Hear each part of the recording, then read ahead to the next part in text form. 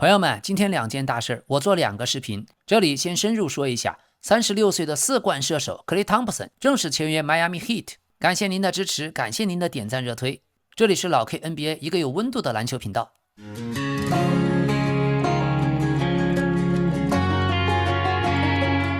关于今天克雷·汤普森的事儿，咱们必须回到2024年夏天。克雷做了一个可能改变自己生涯结局的决定。他当时离开效力13年的 Golden State Warriors， 湖人想要他，他也有回洛杉矶的机会，但最后他选择了刚刚杀进 NBA 总决赛的 Dallas Mavericks。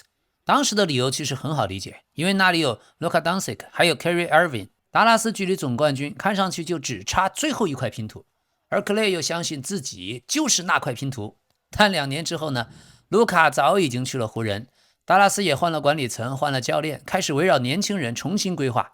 克雷从首发又变成替补，球队打出26胜56负这么差的成绩，最后达拉斯甚至宁愿和他买断合同。而就在今天，36岁的克雷正式签约了 Miami Heat， 他的身边换成了 Giannis。 所以今天真正的问题根本不是克雷去了迈阿密，而是一个已经赌过错过一次的4冠老将为什么还敢再赌一次。达拉斯的2年时间，克雷和卢卡实际上只共同出战了21场。25到26赛季，达拉斯最终是26胜56负，而上个赛季达拉斯成绩那么差，克雷也从第1年72场全部首发，跌到了第2年69场比赛只有8次首发。所以关于克雷，老 K 有几个问题要搞明白：为什么迈阿密需要他？达拉斯又为什么彻底失败？24年拒绝 Lakers 的伏笔是什么？他在 Warriors 的王朝和伤病怎么样？还有现在跟 Wiggins 重聚，他的数据到底还剩多少？到了 Giannis 体系为什么说得通，但为什么又可能失败？关于他的第5冠究竟还有没有机会？无论如何，事情已经正式发生了。8月23日下午，克雷通过让渡期，随后正式和迈阿密签约。这里也要说一下，通过让渡期 Clear Waivers 什么意思？就是当一支球队把一名球员放入让渡名单 Waivers 以后，在规定的时间内没有其他任何球队认领 claim 这名球员，通常呢是24到48小时。通过让渡期以后，原球队可以顺利把这个球员下放到小联盟，或者彻底裁掉，或者由买断合同转为自由球员。无人认领就代表其他队伍对这个球员不感兴趣，或者不愿意接手他的大合同。那么最初关于克雷的数字是2年约1300万美元，第2年球员选项，但真正完成签约后，最新的数字是2年约1150万美元，第2年仍然是球员选项。但这不是重点，真正的问题是为什么一支刚刚得到 Giannis 的球队，第一件事就是要等克雷·汤普森。老 K 直接从迈阿密阵容的结构问题讲，迈阿密刚刚把 Giannis 带到 South Beach， 而 Giannis 是什么类型的超级巨星？他最大的杀伤力永远来自篮下、突破、转换、低位、挡拆顺下。一旦他进入禁区，防守最大的选择只能是收缩，而只要防守收缩，就必须有人站在外面，让对方付出代价。迈阿密同时还有 Bam Adebayo，所以问题非常明显，如果你准备长期让 Giannis 和 Bam 同时出现在场上，你一定需要尽可能多的外线的威胁。而 Clay 去年确实他已经跌到了生涯最低的 11.7 分，可他还是投进了202记3分，3分命中率 38.3%。 所以迈阿密不需要2016年10年前的 Clay， 他们只需要一个防守者仍然害怕的2026年的 Clay。 因为当 Giannis 持球， Clay 不需要做复杂的事情，他不需要每晚都防守对方最强的后卫，也不需要运球创造20分，不需要重新变成 All-Star， 只要当 Giannis 冲进禁区的时候，防守者不敢离开 Clay， 这笔合同就有价值。这里咱们可以脑补一下， Giannis 高位持球， Clay 在弱侧站在45度，如果协防者收缩， Giannis 分球，如果不收缩， Giannis 直接冲击篮筐，或者让 Clay 给 Giannis 做一个简单的掩护之后外弹，迅速向3分线外退开，准备接球投3分。那你防守者到底换不换？换的话，可能把小个子留给 Giannis， 如果不换，克雷就有可能瞬间得到投篮窗口。这就是理论上2个人的互补。但随后另外一个问题马上来了，听起来非常完美，对不对？问题是2年前达拉斯也是这么想的。2024年的时候，达拉斯刚刚打完总决赛，克雷加入的逻辑非常清楚，卢卡吸引2个防守者， Kyrie 制造突破，克雷站在外面。所以克雷当初来到达拉斯，就是想着自己职业生涯中后期可以不断的吃卢卡创造出来的空位，而达拉斯当时都以为我们就是差一个克雷·汤普森。可然后只过了7个月，达拉斯就把卢卡交易了，这是整个故事真正的断点。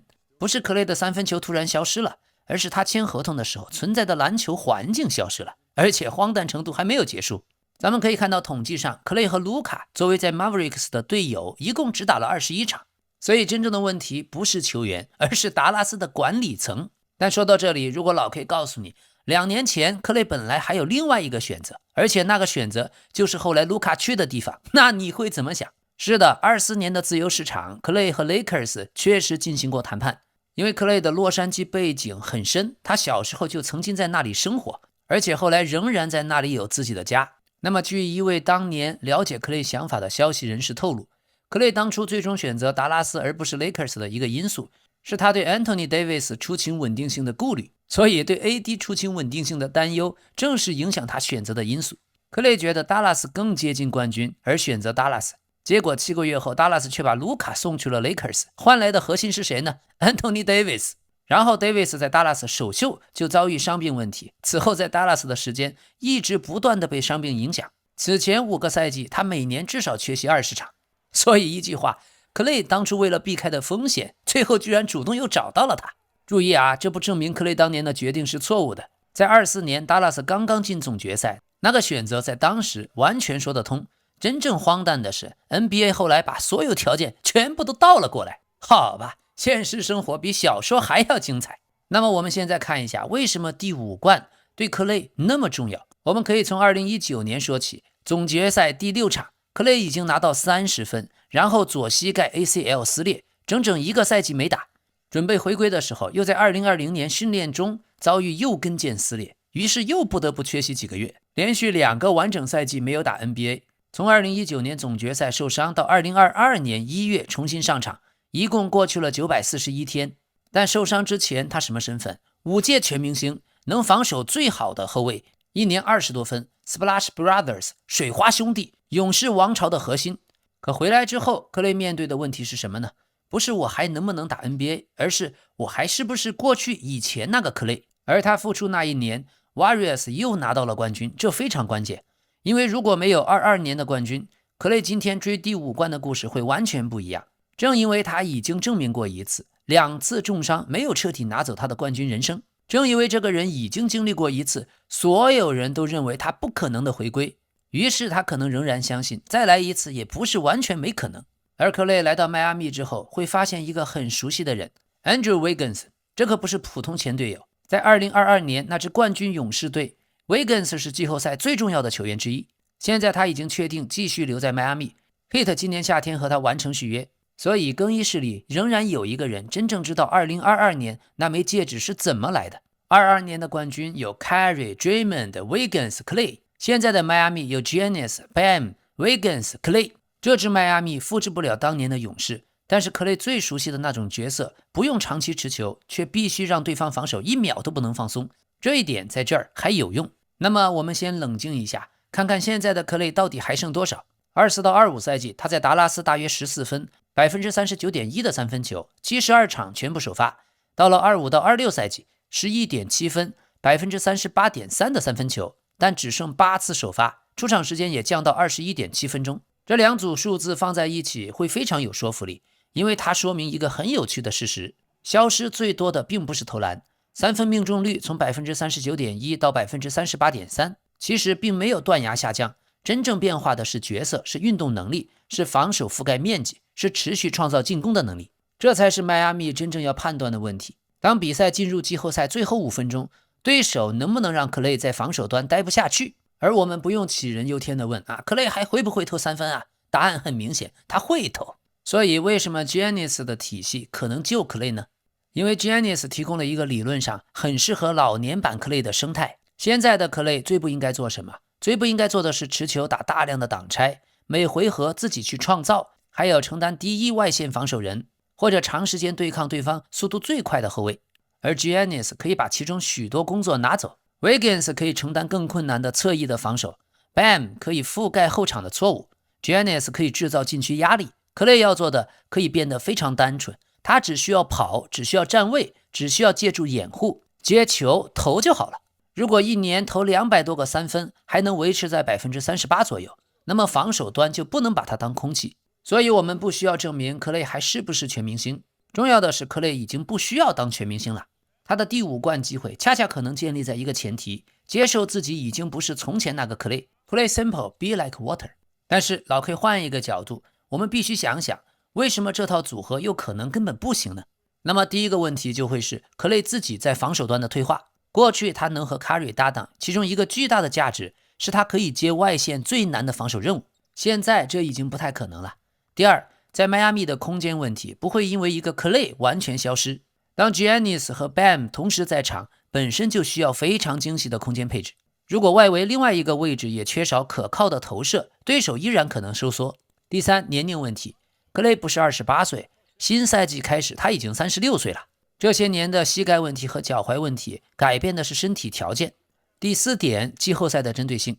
常规赛可以隐藏自己的弱点，但7场系列赛不一样，对方可能连续点名 Clay， 逼着他移动，逼着他换防，逼着迈阿密做决定，到底要他的进攻空间，还是一个更年轻的防守者。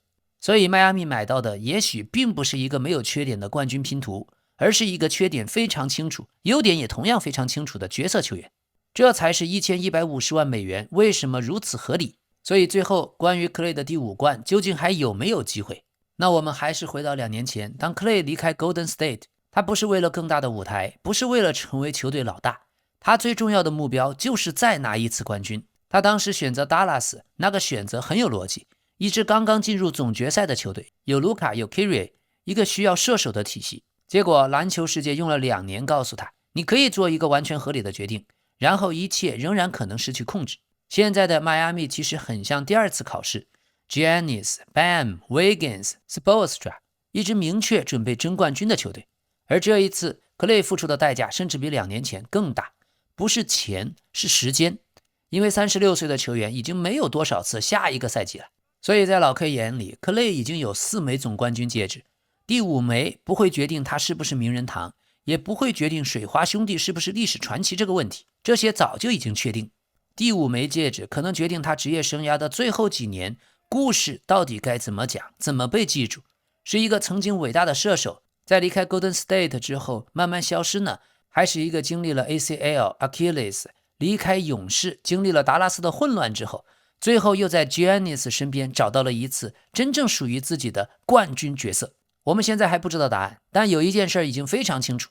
2年前 Clay 把第5冠压在卢卡身上，那一次他输掉了赌局，现在他把剩下的时间压给了 Giannis， 而这可能就是 Clay 职业生涯最后一次真正意义上的争冠选择。最后这里还有一个细节， Clay 一直很喜欢水，很喜欢开船，而 Miami Heat 的主场就在 Biscayne Bay 的旁边， Clay 又有巴哈马的血统，巴哈马离迈阿密很近，所以至少从生活方式看，迈阿密可能是联盟里最有 Clay 元素的城市之一。好的，感谢大家的支持，感谢您的点赞热推，喜欢的话欢迎您订阅老 K NBA， 一个有温度的篮球频道。